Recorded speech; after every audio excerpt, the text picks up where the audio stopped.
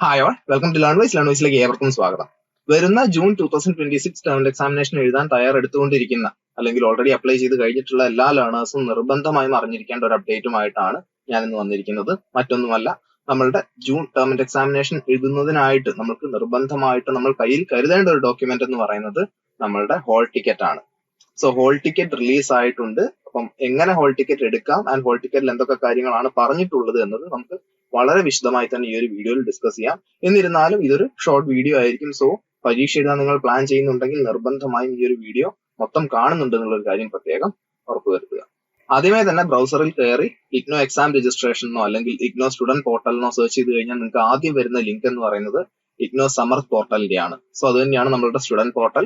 So അതിൽ login ചെയ്യുക. Enrolment നമ്പറും അതുപോലെ തന്നെ പാസ്വേഡും പിന്നെ ഒരു ക്യാപ്ച കോഡും അടിച്ചു കഴിഞ്ഞാൽ നമുക്ക് ഈസിലി എൻ്റർ ചെയ്യാവുന്നതാണ്. എങ്ങനെയാണോ നിങ്ങൾ എക്സാം അപ്ലൈ ചെയ്തിട്ടുള്ളത് അതേ രീതിയിൽ തന്നെയാണ് സ്റ്റുഡന്റ് പോർട്ടലിൽ ലോഗിൻ ചെയ്യേണ്ടത്. ലോഗിൻ ചെയ്ത് കഴിഞ്ഞാൽ ലെഫ്റ്റ് സൈഡിലായിട്ട് നിങ്ങൾക്ക് കാണാൻ സാധിക്കും എക്സാമിനേഷൻ എന്നുള്ളൊരു ഓപ്ഷൻ ഉണ്ട്.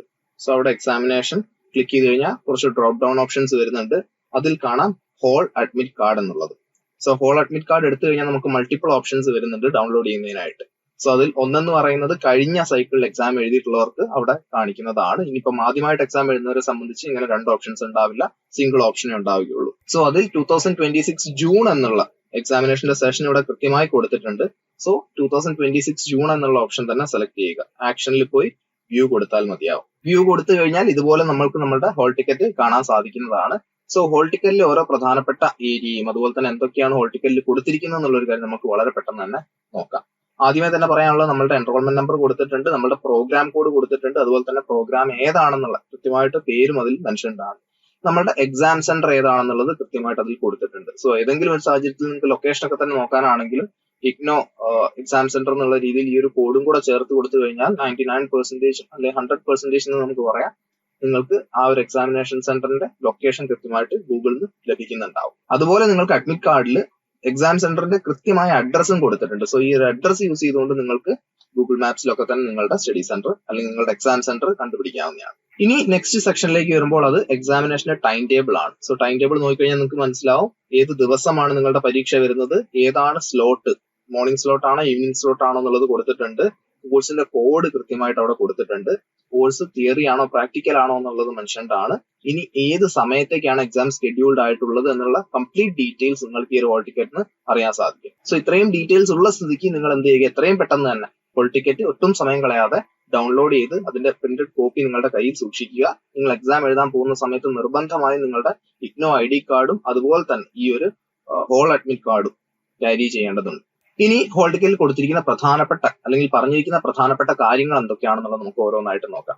ഒന്നെന്ന് പറയുന്നത് നിങ്ങളുടെ എക്സാമിനേഷന്റെ ഡ്യൂറേഷൻ എന്ന് പറയുന്നത് ക്വസ്റ്റ്യൻ പേപ്പറിന്റെ ഫസ്റ്റ് പേജിൽ ഉണ്ടാവും എന്നുള്ളത് കൃത്യമായിട്ട് അതിൽ പറയുന്നുണ്ട്. ഇനി രണ്ടാമത് പറയുന്ന ഒരു കാര്യം എന്ന് പറഞ്ഞു കഴിഞ്ഞാൽ ഹോൾ ടിക്കറ്റ് വാലിഡ് ആണോ അല്ലയോ എന്നുള്ളത്. വാലിഡ് ആവുക എന്ന് പറഞ്ഞു കഴിഞ്ഞാൽ നിങ്ങളുടെ ഈ ഒരു സൈക്കിളിലേക്കുള്ള ഹോൾ ടിക്കറ്റ് ആയിരിക്കണം നിങ്ങൾ എടുക്കുന്നത്. ജൂൺ 2026 ടേം എക്സാമിനേഷന് വാലിഡ് ആയിട്ടുള്ള ഹോൾ ടിക്കറ്റ് തന്നെ നിങ്ങൾ കരുതേണ്ടതുണ്ട്. ഇനി അതുകൂടാതെ നിങ്ങൾ ആ ഒരു ഹോൾ ടിക്കറ്റിന് എല്ലാ രീതിയിലും എലിജിബിൾ ആയിരിക്കണം. നിങ്ങളുടെ കോഴ്സ് ഡ്യൂറേഷൻ നോക്കിക്കഴിഞ്ഞാലും നിങ്ങളുടെ എക്സാമിനേഷനുള്ള അപ്ലിക്കേഷൻ പോയത് നോക്കിക്കഴിഞ്ഞാലും ഒക്കെ തന്നെ വാലിഡ് ആണെങ്കിൽ മാത്രമേ ഹോൾ ടിക്കറ്റ് കൊണ്ട് എക്സാം എഴുതി കഴിഞ്ഞാൽ നിങ്ങൾക്ക് അതിന്റെ സ്കോർ വരികയുള്ളൂ. ഇനി അതിൽ എന്തെങ്കിലും ഡിസ്ക്രിപ്പൻസി കണ്ടെത്തി കഴിഞ്ഞാൽ ആ ഒരു മാർക്ക് അവർ പരിഗണിക്കുന്നതായിരിക്കും. മൂന്നാമത്തെ പ്രധാനപ്പെട്ട പോയിന്റ് എന്ന് പറയുന്നത് നിങ്ങളുടെ ഹോൾ ടിക്കറ്റിലെ ഫോട്ടോഗ്രാഫിൽ എന്തെങ്കിലും ഒരു ക്ലാരിറ്റി കുറവുണ്ട് അല്ലെങ്കിൽ അത് കാഴ്ചയിൽ നിന്ന് നമ്മളാണെന്ന് മനസ്സിലാക്കാനുള്ള ബുദ്ധിമുട്ടുണ്ടെങ്കിൽ ഒരു അഡീഷണൽ ഫോട്ടോഗ്രാഫ് നിങ്ങൾ അവിടെ പേസ്റ്റ് ചെയ്യുന്നുണ്ട് എന്നുള്ളത് പ്രത്യേകം ശ്രദ്ധിക്കുക. ഇനി മറ്റ് പ്രധാനപ്പെട്ട പോയിന്റ്സിലേക്ക് വരുമ്പോൾ ആദ്യമേ തന്നെ പറയാനുള്ളത് നമ്മളുടെ ആൻസർ ഷീറ്റിൽ ആൻസർ സ്ക്രിപ്റ്റിൽ നമ്മൾ നമ്മളുടെ എൻറോൾമെന്റ് നമ്പർ എഴുതേണ്ടതുണ്ട്. സോ 10 എൻറോൾമെന്റ് നമ്പർ ഉള്ളവരെ സംബന്ധിച്ച് 10 കോളംസ് ആണ് ഉണ്ടാവുക. ആ 10 കള്ളിയിലും അവരവരുടെ എൻറോൾമെന്റ് നമ്പർ ഫില്ല് ചെയ്യാവുന്നതാണ്. ഇനി സപ്പോസ് ആർക്കെങ്കിലും 9 അക്കമാണ് എൻറോൾമെന്റ് നമ്പർ ആയിട്ടുള്ളതെങ്കിൽ ലാസ്റ്റ് കോളം നിങ്ങൾ 0 ഇടരുത്, അത് വേറൊരു നമ്പർ ആയിട്ടായിരിക്കും പരിഗണിക്കുക. പകരം നിങ്ങളൊരു ക്രോസ് ആണ് മാർക്ക് ചെയ്യേണ്ടത്, ഒരു എക്സ് മാർക്ക് ആണ് ആ ഒരു ലാസ്റ്റ് വരുന്ന കോളത്തിൽ നിങ്ങൾ രേഖപ്പെടുത്തേണ്ടത്. അതുപോലെ തന്നെ എക്സാമിനേഷൻ സെന്റർ കോഡിന്റെ കാര്യത്തിലും കോഡ് എഴുതി കഴിഞ്ഞ് ബാക്കിയുള്ള കോളംസ് എന്ത് ചെയ്യുക, എക്സ് എന്നുള്ള രീതിയിൽ അല്ലെ ക്രോസ് എന്നുള്ള രീതിയിൽ തന്നെ മാർക്ക് ചെയ്യുന്നുണ്ട് എന്നുള്ളത് ശ്രദ്ധിക്കുക. രണ്ടാമത്തെ വളരെ പ്രധാനപ്പെട്ട പോയിന്റ് എന്ന് പറയുന്നത് നമ്മൾക്കറിയാം ഇഗ്നോ എക്സാം എഴുതുന്ന സമയത്ത് ടേം എക്സാമിനേഷൻ അപ്പിയർ ചെയ്യുന്ന സമയത്ത് ഒരു ബുക്ക്ലെറ്റ് ആണ്, കുറെ പേപ്പേഴ്സ് ഉള്ള അല്ലെങ്കിൽ കുറെ പേജ് ഉള്ള ഒരു ബുക്ക്ലെറ്റ് ആണ് നിങ്ങൾക്ക് എക്സാം എഴുതുന്നതിനായിട്ട് തരിക. അഡീഷണൽ ആയിട്ട് ഒരു പേപ്പർ പോലും ഒരു സെന്ററിൽ നിന്ന് നിങ്ങൾ എക്സ്പെക്ട് ചെയ്യരുത്, നിങ്ങൾക്ക് ലഭിക്കുന്നതായിരിക്കില്ല. സോ എത്രത്തോളം നിങ്ങൾ എഴുതാൻ ഉദ്ദേശിക്കുന്നുണ്ടോ അത് കൃത്യമായി പ്ലാൻ ചെയ്ത് ഈ തന്നിരിക്കുന്ന ബുക്ക്ലെറ്റിനകത്ത് ഒതുങ്ങുന്ന രീതിയിൽ തന്നെയാണ് എല്ലാ ഉത്തരങ്ങളും അതിനകത്ത് ഉൾക്കൊള്ളിക്കാൻ പറ്റുന്ന രീതിയിൽ തന്നെയാണ് പ്ലാൻ ചെയ്യേണ്ടതും എഴുതേണ്ടതും. Additional paper അനുവദിക്കുന്നതായിരിക്കില്ല. മൂന്നാമത്തെ കാര്യം എന്ന് പറയുന്നത്, നിങ്ങൾ പരീക്ഷ എഴുതിക്കൊണ്ടിരിക്കുമ്പോൾ തന്നെ നിങ്ങൾക്ക് ഒരു അറ്റൻഡൻസ് ഷീറ്റുമായിട്ട് നിങ്ങളുടെ ഇൻവിജിലേറ്റർ അടുത്ത് വരുമ്പോൾ അതിൽ നിങ്ങളുടെ പേരും അതുപോലെ തന്നെ എൻറോൾമെന്റ് നമ്പറും എല്ലാം തന്നെ ചെക്ക് ചെയ്തുകൊണ്ട് നിങ്ങൾ സൈൻ ചെയ്യേണ്ടതുണ്ട്. സൈൻ ചെയ്യാത്ത പക്ഷം നിങ്ങൾ എക്സാമിന് വരാത്തതായിട്ട് അല്ലെ എക്സാമിന് ആബ്സെന്റ് ആയിട്ടായിരിക്കും കണക്കാക്കുന്നുണ്ടാവുക. സോ അത് നിങ്ങൾ തന്നെ ഉറപ്പുവരുത്തണം നിങ്ങൾ ഒപ്പിട്ടിട്ടുണ്ട് എന്നുള്ളൊരു കാര്യം. ഇൻവിജിലേറ്റർ വിട്ടു പോയാലും ഇല്ലെങ്കിലും ചെയ്യിച്ചാലും ഇല്ലെങ്കിലും അത് നമ്മളുടെ ഭാഗത്ത് നമ്മൾ എൻഷുർ ചെയ്യുക. എന്തായാലും ഞാൻ എന്റെ അറ്റൻഡൻസ് ഷീറ്റിൽ അല്ലെ എന്റെ കോളത്തിന് നേരെ ഞാൻ ഒപ്പിട്ടിട്ടുണ്ട് എന്നുള്ളൊരു കാര്യം ഉറപ്പുവരുത്തുക. നെക്സ്റ്റ് പോയിന്റ് എന്ന് പറയുന്നത്, നമ്മളുടെ ഹോൾ ടിക്കറ്റിൽ മെൻഷൻ ചെയ്തിരിക്കുന്ന പേപ്പറുകളിൽ മാത്രമേ നമ്മൾക്ക് അപ്പിയർ ചെയ്യാൻ സാധിക്കുകയുള്ളൂ. ഇപ്പൊ നമ്മൾ 8 പേപ്പർ അപ്ലൈ ചെയ്യേണ്ടതായിരുന്നു, 7 അപ്ലൈ ചെയ്തിട്ടുള്ളൂ. ഈ ഹോൾ ടിക്കറ്റുമായി പോയിട്ട് 8ാമത്തെ പരീക്ഷ കൂടെ എഴുതാമെന്ന് കരുതി കഴിഞ്ഞാൽ അവിടെ നിങ്ങൾക്ക് സീറ്റിംഗ് അറേഞ്ച്മെന്റിൽ നിങ്ങൾക്ക് നിങ്ങളുടെ സീറ്റ് കാണാൻ പറ്റില്ല, അല്ലെങ്കിൽ നിങ്ങളുടെ ഹോൾ ടിക്കറ്റിന്റെ നമ്പർ അഡ്മിറ്റ് കാർഡിന്റെ നമ്പർ കാണാൻ സാധിക്കുന്നതായിരിക്കില്ല. ഒരു രീതിയിൽ നിങ്ങൾക്ക് ആ ഒരു എക്സാമിന് അപ്പിയർ ചെയ്യാൻ സാധിക്കുന്നതായിരിക്കില്ല എന്നുള്ളൊരു കാര്യം കൂടെ ദയവ് ചെയ്ത് മനസ്സിലാക്കുക. നിങ്ങൾ ഏതൊക്കെ എക്സാംസ് അപ്ലൈ ചെയ്തിട്ടുണ്ടോ ആ ഒരു അപ്ലൈ ചെയ്ത എക്സാംസ് എല്ലാം തന്നെ ഹോൾ ടിക്കറ്റിൽ വന്നിട്ടുണ്ടാവും. അങ്ങനെ ഹോൾ ടിക്കറ്റിൽ വന്നിട്ടുള്ള പരീക്ഷകൾ അല്ലെങ്കിൽ പേപ്പർ കോഡുകൾക്ക് അനുസരിച്ചുള്ള എക്സാംസ് മാത്രമായിരിക്കും നിങ്ങൾക്ക് എഴുതാൻ സാധിക്കുക. അടുത്തതും വളരെ പ്രധാനപ്പെട്ട ഒരു പോയിന്റ് തന്നെയാണ്. അതായത് നമ്മൾ ആൻസർ സ്ക്രിപ്റ്റ് കൊടുക്കുമ്പോൾ ഇൻവിജിലേറ്ററുടെ സിഗ്നേച്ചർ വന്നിട്ടുണ്ട്, അതുപോലെ തന്നെ നമ്മളുടെ സിഗ്നേച്ചർ വന്നിട്ടുണ്ട്, അതുപോലെ ഇൻവിജിലേറ്ററുടെ അടുത്ത് സീലുണ്ട്. സീലും കൃത്യമായിട്ട് നമ്മുടെ ആൻസർ സ്ക്രിപ്റ്റിൽ വന്നിട്ടുണ്ട് എന്നുള്ളൊരു കാര്യം പ്രത്യേകം ഉറപ്പുവരുത്തേണ്ടതുണ്ട്. അത് വരാത്ത പക്ഷം നമ്മളുടെ പേപ്പർ ഇവാലുവേറ്റ് ചെയ്യപ്പെടുന്നതായിരിക്കില്ല. അപ്പൊ അതുകൊണ്ട് ഈ കാര്യങ്ങൾ കൂടെ ആൻസർ സ്ക്രിപ്റ്റ് സബ്മിറ്റ് ചെയ്യുന്നതിന് മുമ്പായിട്ട് ശ്രദ്ധിക്കുക.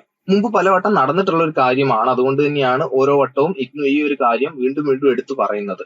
നമ്മൾക്ക് അടുത്തുള്ള സെന്റർ ഒരുപക്ഷെ മറ്റൊന്നായിരിക്കാം. നമ്മൾക്ക് ഹോൾ ടിക്കറ്റിൽ കിട്ടിയിരിക്കുന്ന നമ്മളുടെ എക്സാമിനേഷൻ സെന്റർ എന്ന് പറയുന്നത് കുറച്ച് ദൂരെ ആയെന്ന് വരാം. പക്ഷെ നമ്മൾക്ക് എവിടെയാണോ സെന്റർ കിട്ടിയിരിക്കുന്നത് അവിടെ തന്നെ പോയി നമ്മൾ എക്സാം എഴുതേണ്ടതുണ്ട്. നമ്മൾക്ക് അടുത്തുള്ള സെന്റർ എന്നുള്ള രീതിയിലോ അല്ലെങ്കിൽ നമ്മുടെ സ്റ്റഡി സെന്റർ എന്നുള്ള രീതിയിലോ അങ്ങനെ ഒരു പരിഗണനയും ആ ഒരു കേസിൽ നമുക്ക് കിട്ടുന്നതായിരിക്കില്ല. ഹോൾ ടിക്കറ്റിൽ പറഞ്ഞിരിക്കുന്ന സെന്റർ ഏതാണോ അവിടെ തന്നെ പോയി നമ്മൾ എക്സാം അപ്പിയർ ചെയ്യേണ്ടതുണ്ട്. ഡിഫറൻലി ഏബിൾഡ് ആയിട്ടുള്ള ഏതെങ്കിലും ലേണേഴ്സ് തന്നെ കേൾക്കുന്നുണ്ടെങ്കിൽ കാണുന്നുണ്ടെങ്കിൽ നിർബന്ധമായും ചെയ്യേണ്ടുന്ന കാര്യം, നിങ്ങൾ റീജിയണൽ സെന്ററുമായിട്ട് ബന്ധപ്പെട്ടതിന് ശേഷം തന്നെ ആയിരിക്കണം നിങ്ങൾ എക്സാമിനേഷൻ എഴുതാൻ പോകുന്നത്. പലവിധ പ്രൊവിഷൻസ് അവൈലബിൾ ആണ് ഡിഫറൻലി ഏബിൾഡ് ആയിട്ടുള്ള നമ്മുടെ ലേണേഴ്സിന്. സോ അത് യൂസ് ചെയ്യുന്നതിനായിട്ട് റീജിയണൽ സെന്ററുമായിട്ട് മെയിൽ ത്രൂ ഒക്കെ തന്നെ കമ്മ്യൂണിക്കേറ്റ് ചെയ്തും അതുപോലെ കോർഡിനേറ്റർ ത്രൂവും ഒക്കെ തന്നെ കമ്മ്യൂണിക്കേറ്റ് ചെയ്തിട്ടായിരിക്കണം എക്സാം എഴുതാൻ പോകുന്നത്. നമ്മൾ ആദ്യമേ പറഞ്ഞൊരു കാര്യമാണ് അടുത്ത പോയിന്റ് ആയിട്ട് വരുന്നത്. നിർബന്ധമായും എക്സാം ഹോളിൽ പോകുന്ന സമയത്ത് നമ്മൾ പെന്നും അതുപോലെ തന്നെ മറ്റ് നമ്മളുടെ എല്ലാ എക്സാം എഴുതാൻ ആവശ്യമായുള്ള സാമഗ്രികളും എടുക്കുന്നതിനോടൊപ്പം തന്നെ നിർബന്ധമായും കരുതേണ്ടുന്ന 2 കാര്യങ്ങൾ. ഒന്ന്, ഇഗ്നു ഇഷ്യൂ ചെയ്തിട്ടുള്ള ID കാർഡാണ്. നമുക്കത് സ്റ്റുഡന്റ് പോർട്ടലിൽ തന്നെ ഡൗൺലോഡ് ചെയ്തെടുക്കാവുന്നതാണ്.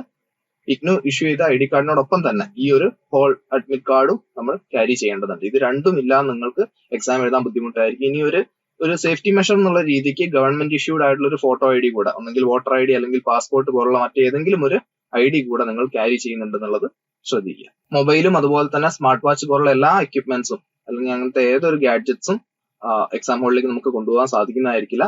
കാൽക്കുലേറ്റർ അലൗഡ് ആണ് ഏതെങ്കിലും സിറ്റുവേഷനിൽ, പക്ഷേ കാൽക്കുലേറ്റർ അലൗഡ് അല്ല എന്ന് സ്പെസിഫിക്കലി മെൻഷൻ ചെയ്തിട്ടുണ്ടെങ്കിൽ കാൽക്കുലേറ്റർ നമുക്ക് യൂസ് ചെയ്യാൻ പറ്റുന്നതായിരിക്കില്ല. അല്ലാത്ത പക്ഷം കാൽക്കുലേറ്റർ അലൗഡ് ആയിട്ടുള്ള ഒരു ഗാഡ്ജറ്റ് ആണ്. ഇനി പ്രാക്ടിക്കൽ എക്സാം എഴുതുന്നവരെ സംബന്ധിച്ച് നിങ്ങൾ റീജിയണൽ സെന്ററുമായിട്ട് എപ്പോഴും ടച്ചിൽ ഉണ്ടാവണം. ഒരുപാട് റീജിയണൽ സെന്റേഴ്സിന് വാട്സ്ആപ്പ് ഗ്രൂപ്പുകളൊക്കെ തന്നെ ഉണ്ട് പ്രാക്ടിക്കലിന്റെ കാര്യങ്ങൾ ഡിസ്കസ് ചെയ്യുന്നതിനായിട്ട്.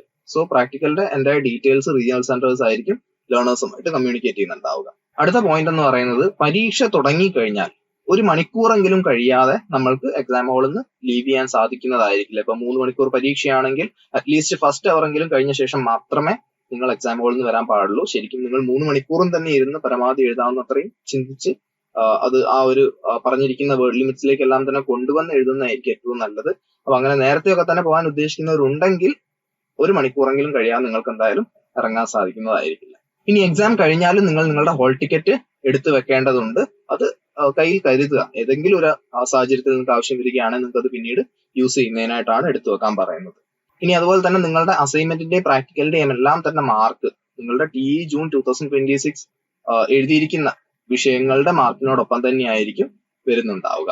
അപ്പോ ഇത്രയുമാണ് പ്രധാനമായിട്ടും TE June 2026 hall admit card release ആയ ഒരു സാഹചര്യത്തിൽ എനിക്ക് നിങ്ങളോട് പറയാനുള്ളത്. ഹോൾ ടിക്കറ്റ് എല്ലാവരും എടുത്ത് വായിച്ചു നോക്കുക. ഇതെല്ലാം തന്നെ ഹോൾ ടിക്കറ്റിലുള്ള വിവരങ്ങൾ തന്നെയാണ് ഞാൻ ഷെയർ ചെയ്തിട്ടുള്ളത്.